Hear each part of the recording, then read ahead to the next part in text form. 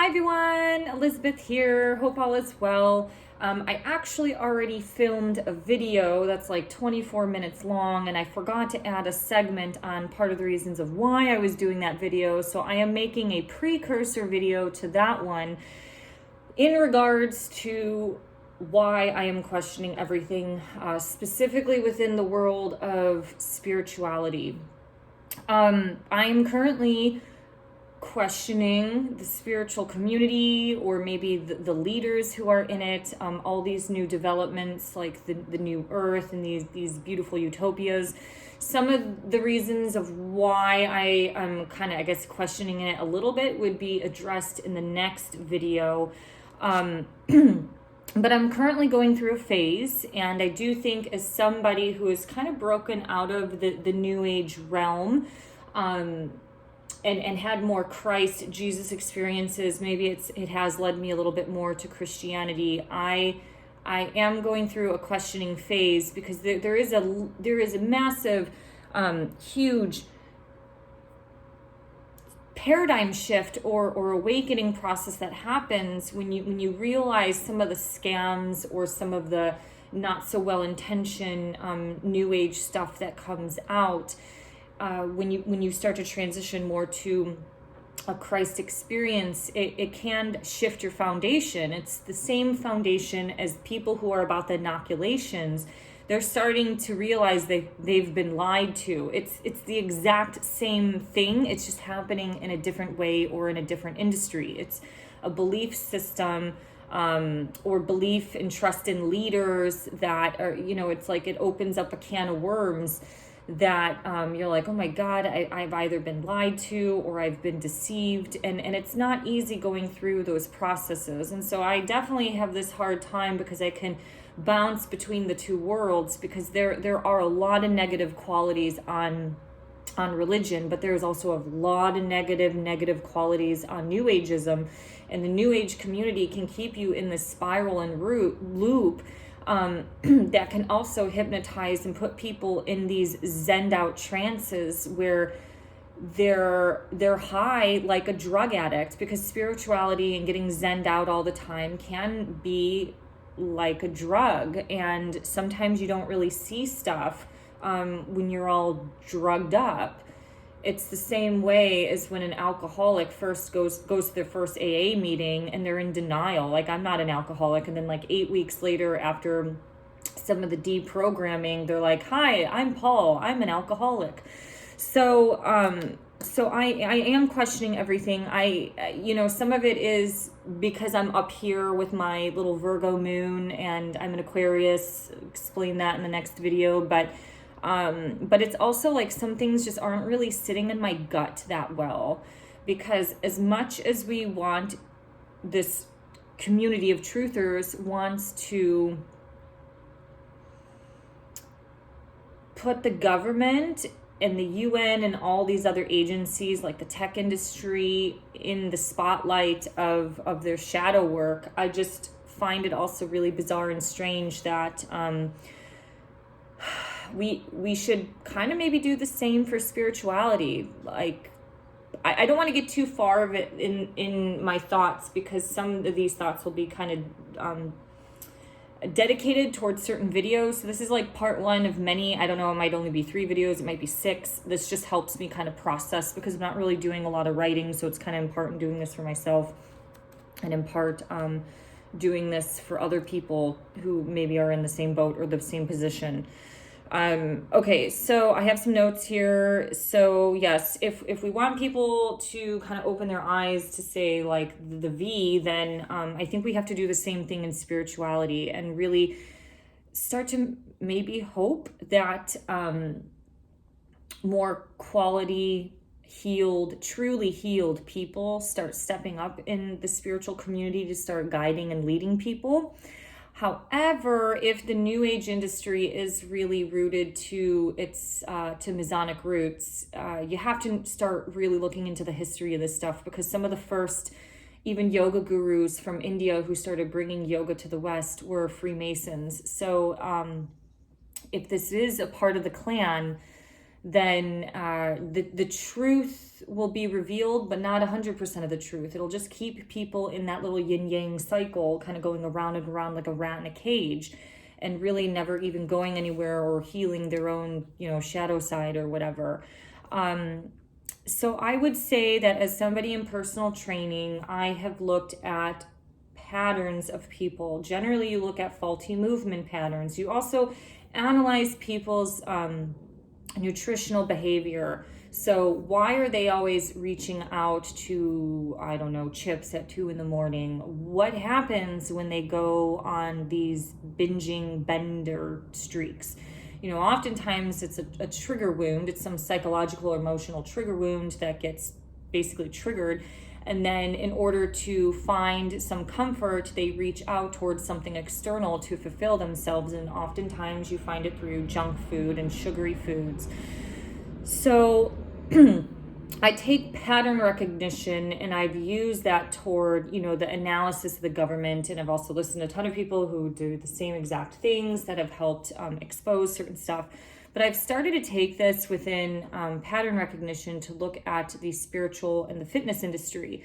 And as I've explained in the next video, or maybe even in the other video, I can't remember now, like the fitness industry is full of vanity and egos. And I once presented for a few fitness industries at conferences, and I did workshops around the country. I only got to go to one international one in Greece. And it was great because I loved sharing education. The teacher role is just kind of a part of me, but there is also something there within a ton of fitness people. The higher the education, the higher the ego. Dealing with physical therapists as well as people with PhDs was kind of nauseating because it was like, well, I know it all, or this is the way I learned it. And so there was always this fighting and this battle against people. And there's also industry awards. So I went to like an Idea Fitness conference. I think this one was like in Las Vegas. And I don't know, like the room of product testing seemed to me like a dystopian little weird world where the new inventions that were coming out were like stability balls with the handles on it and people were bouncing on it. Like a little kangaroo, they were just moving around the room.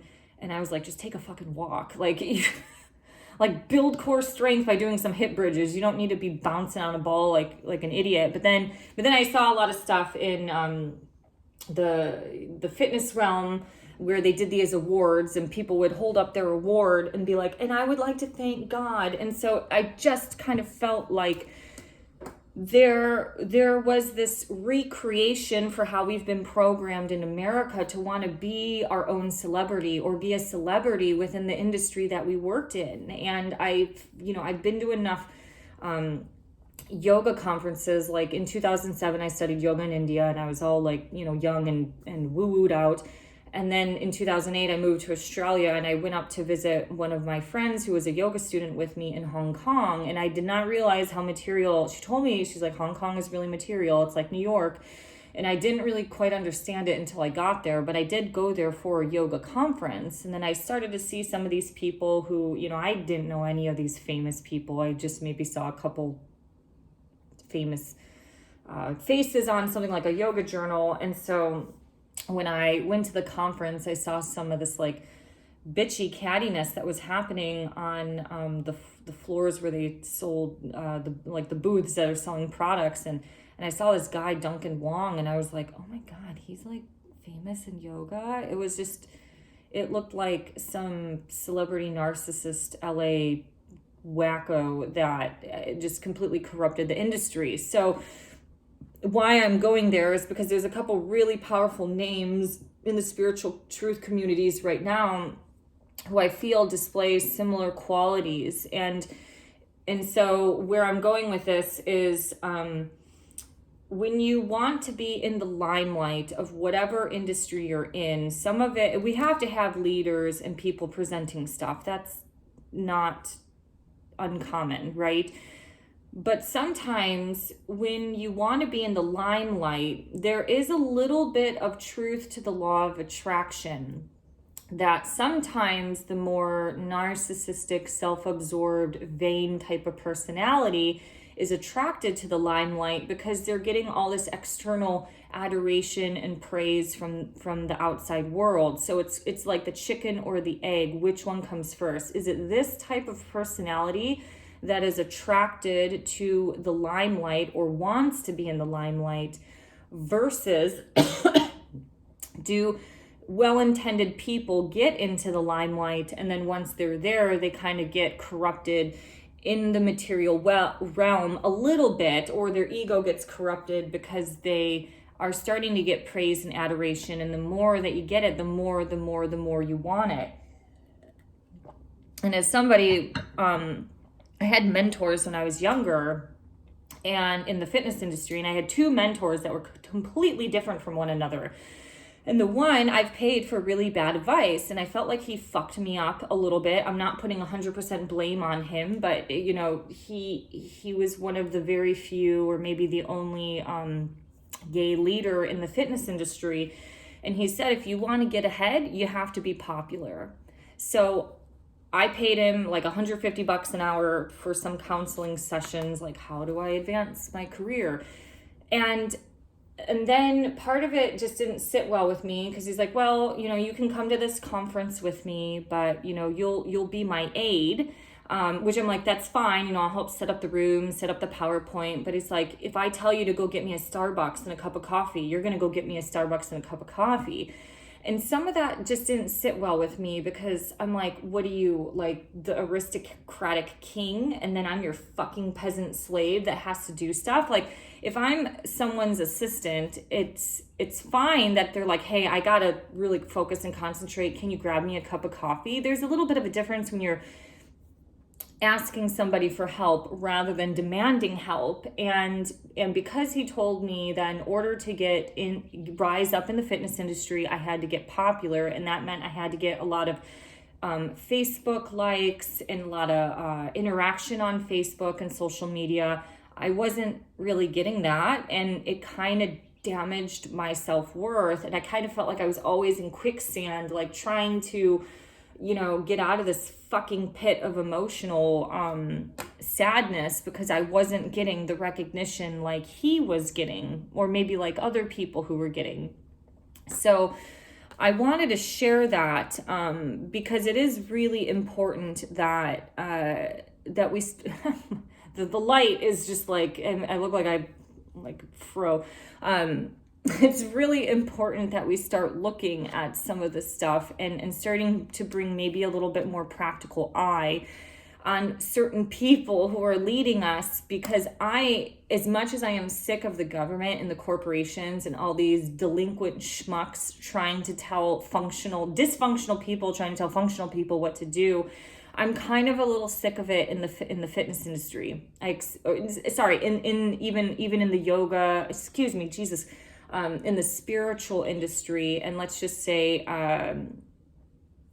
maybe even in some of the religious realm. Although mega churches in general to me are just fully satanic. It's just what it is. So I feel like we should be led by better people.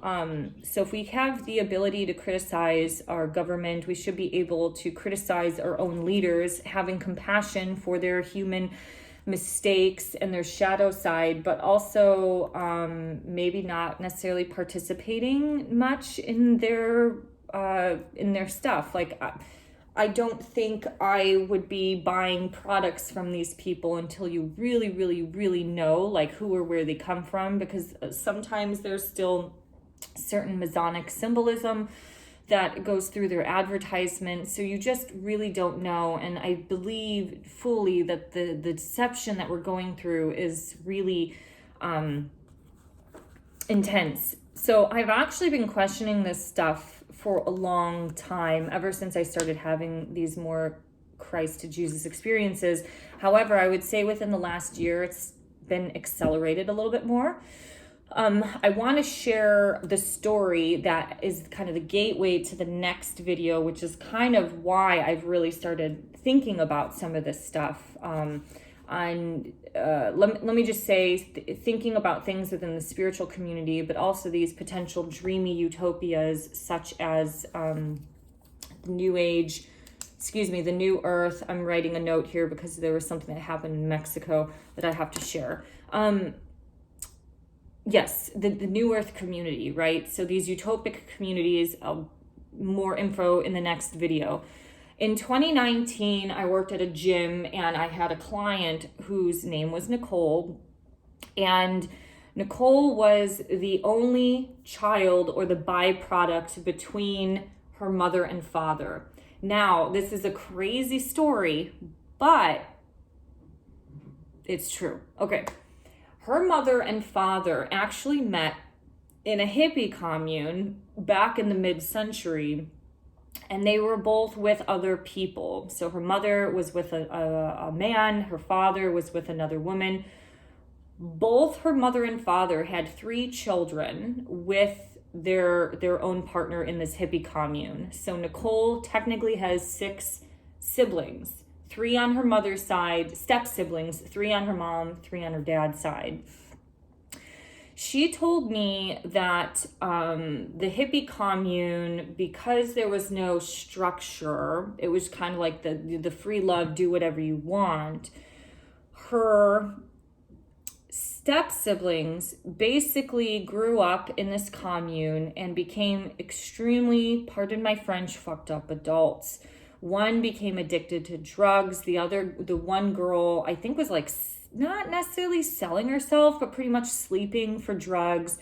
The other one, I think, had really bad emotional and mental problems. So why is this story so intriguing or interesting? It's because her parents left the commune. They broke up with their own partners. They left the commune and they both found each other and became Christian conservatives. So they got together and had Nicole, so she's the only biological child between this man and woman. And her parents are now Christian conservatives. So somebody could say like, oh, well, it's just bouncing from one end of the spectrum to the other. And yes, it is. It could be extreme. But if you see what's going on right now, the CC groups are the ones that are kind of helping save our asses on fighting against the evil of this country. So as I've had these, let me share a moment in my own life. So I remember my ex-husband, when he broke up with me, he just said, I feel like you are one psychic appointment away from just bouncing and just start picking up and starting a new life. And I remember sitting there during divorce when I was at some of my lowest and just thinking about some of that. Meanwhile, throughout that time, I started having more Jesus Christ experiences, and I actually watched Son of God, which I don't believe in learning stuff from the movies, but I think because I've never really fully read the Bible, that series on, I think it was Netflix, helped give me a visual of the power of Christ and Jesus. And when I looked at Jesus in the desert, there, he was there for 40 days. He was ragged, he was thirsty, he was hot. And then Satan appears and says, I will give you all of the world if you just follow me. And that moment really changed my life during, I guess to some degree, changed my life or impacted me during divorce, because it was a really powerful message. I was like, because I analyzed things, I was like, Jesus was like a rock. Like he didn't cave in. He didn't go against his values. He didn't throw his dignity out the window just for some cash or some fame or from glory, all this material stuff. So that was really a good foundation to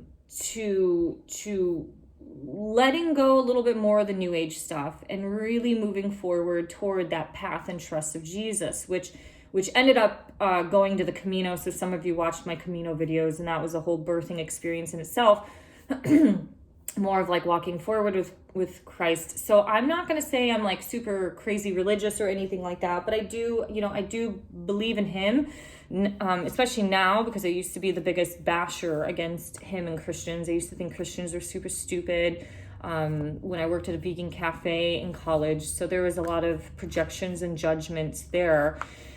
So on this topic, the future topic to the next videos on these kind of utopic communes, all of you know I got married back last year, and I did my honeymoon in San Jose del Cabo, Mexico. And so I found this organic farm that I wanted to visit, because I usually visit organic farms. For some of you saw the vegetarian farm I went to in Portugal, really liked it. And so I wanted to go, and we did.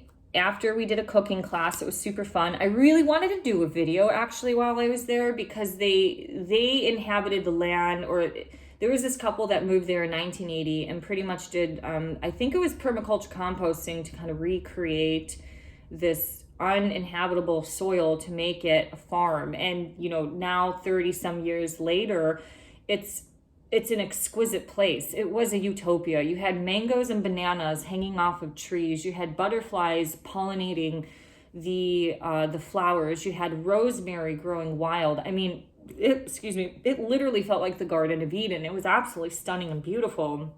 But I put a boundary on my work life. I was like, I just want to enjoy my honeymoon. I don't really want to have to do a video, although I wanted to do like a 30-second clip just for you all to see. But you can look them up. It's called Flora Farms. It is really pretty. But where I've been getting a little frustrated over the last few years is that now that this natural health healing industry, organic food, has become trendy, it has become extremely unaffordable, and it's become a little bit more on the elitist side. So included in the cooking class, you're allowed access to the farm and walk around. So we were about to go to this one part of the farm. There were a bunch of houses and a gate, and I didn't really quite see it, but there was a sign, I think it said like no trespassing, and there was a woman sitting there, and she came up and talked to us. She's like, oh, you can't go in there. And we're like, oh, sorry, we just did the cooking class, blah, blah, blah. And she's like, well, this is just if you want the tour to look at what it's like. And so I thought, we're like, oh God, we're going to get schmoozed into something. So I was like, all right, let's just see it and check it out. And the funny part is my husband, I nicknamed him Sweet Pea. And so each little house was named after a certain thing, like the lavender house. And so he's like, all right, well, we're going to go to the Sweet Pea house. And so we both started laughing and cracking up. But there was, they were looking for people to buy real estate there. And, but you had to interview, you had to kind of be accepted into this community, which I kind of understand. Like, you can't just open the floodgate to anybody, because that's how certain things can change. But I know it wasn't affordable. And part of it, I was like, well, who are the owners? Are they American? And they're like, yes, but they're pretty much technically Mexican now, because they've been here for like 40 some years. And they came from San Francisco. And I kind of like, I was like, San Francisco, like, there's a big thing in Seattle. Like, people don't necessarily like the Bay mentality that has moved up here, because it's just a little pretentious. And so I'm like, well, maybe they're like old school boomer San Francisco people that aren't that bad. But it was ideal, but there was something a little bit about it that was, it just kind of rubbed me the wrong way, because it's expensive. It is not cheap. It's not even cheap to eat there for a meal. And it takes a lot of money to do this stuff. But, it's like every other retreat that I've been in Thailand and all that, you have these really well-off Westerners, and then all the local people are doing all the groundwork and the janitorial stuff. And it kind of made me a little sad. So I don't know any more information on that place. It's just, when somebody has a cut down shirt and it's buttoned down low and their fuzz is hanging out, you kind of have a little bit of a different vibe, a little bit more elite-y. I mean, especially because like the gift shop stuff was like insanely expensive, stuff that I couldn't even afford. Like, Mexico is a lot more expensive than America in some of these spots. They're probably doing financially better than me. And I remember when, I'm going to share another story. When I was divorced, I actually thought about leaving Seattle and just pissing off down to like Tucson, Arizona, or somewhere where I could just get out and start fresh. But ironically, my ex-husband moved down to Arizona for a little bit to be with somebody. And I had a senior citizen at one of the retirement homes that I worked at, and it was he would vacation a couple times a year down at Canyon Ranch. So I did apply for jobs. I did take a tour of Canyon Ranch through a massage therapist that he knows. So this was like completely off the books. Or I actually visited Canyon Ranch, and then like 8 months later, a fitness director job opened up, and I did apply. I got an interview, like phase 1. The massage therapist I know did not make a lot of money, and I know it's really expensive because I think it's like a 4 or 5 star resort. So I know the money was not that great for as much as what they were charging. But what rubbed me the wrong way was that I just Googled Canyon Ranch, and it is beautiful. It is like, it's stunning in the desert. It's a beautiful place. And when I read this article about Canyon Ranch and how some of these more elitist people go, so if this one rich guy goes down there and asks for his bag of, I think it was like anal beads or something like that. I'd have to reread the article. I was like, what the fuck? It just seemed like a bunch of elitist, hedonist, sex absorbed people. Like, I'm going to try to find the article and link it down below, but I was like, this isn't spiritual. I was like, well, what the hell? Like, this place is about health and healing and probably figuring it out. And it just became this like elitist, pretentious place where they just demand their staff. So when they want something, they'll get it. And I just find it disgusting, because that is the same business model that has been going on in the corporations, in the government, in the fucking world. Like when the aristocratic king and queen, I want the mime. That's what's happened. And so we've become such a vain, self-absorbed society that people want to be their own sun god. There is a king, I can't think of it now. It was like a French king. I think his nickname was the sun god because everything revolved around him. So I want the mime. I want meat on my table. Like, they were just whiny, bitchy little people that wanted everything catered to them. So this video is really long now. This is actually like 15 minutes longer than I thought it was going to be, but I wanted to share this because these are some thoughts, and this has been like the precursor of thoughts for years. And so I'm questioning certain things like the New Earth community and stuff like that, which you will discover more thoughts and such in the next video. But what is bothering me is that spirituality has become this elitist area. Like, not even just rich. I mean, it's not about people being rich. It's like people pretending that they're conscious, but they're fucking emotionally messy. They're so messed up. And part of this was influenced because of the human being that I married the second time around. I'm not going to go into certain things, but the guy, because he doesn't want to be in the limelight at all. My husband, who I married, is a Virgo, so he's like a good little, he's not an accountant, but like, they're the accountants of the zodiac. So a little businessman, the most pure man I've ever met in my life. He changed his life through business books. I changed my life through spiritual books. He's never done any, I mean, I've never heard him say anything bad. I say more bad shit and mean stuff, and I'm the spiritual one. If I've met anybody who's lived through their heart center more, it's him. And I'm getting emotional about it because it's like the people that you don't see or the people who are most mentally stable sometimes are the most well developed. Maybe that's what I'm trying to say. As much as I'm against atheist progressivism or progressives, I have known quite a bit of business people, because I've personal trained, a lot of people in the tech realm who do have a more moral sense of character than some of the spiritual people that are leading things like the new earth. You know, they have a family, they're married, they're completely committed. They're not polyamorous little sex bags trying to run around and bang every woman they see, because their undeveloped shadow side is just completely getting accepted by a bunch of zened out drug addicts. So I know this is really long. If you have any thoughts on that, feel free to share. Yeah, I don't know. It's like, wow, the most pure person I met. Never meditated, doesn't need to. Maybe a lot of people who are attracted to this stuff are just kind of messed up.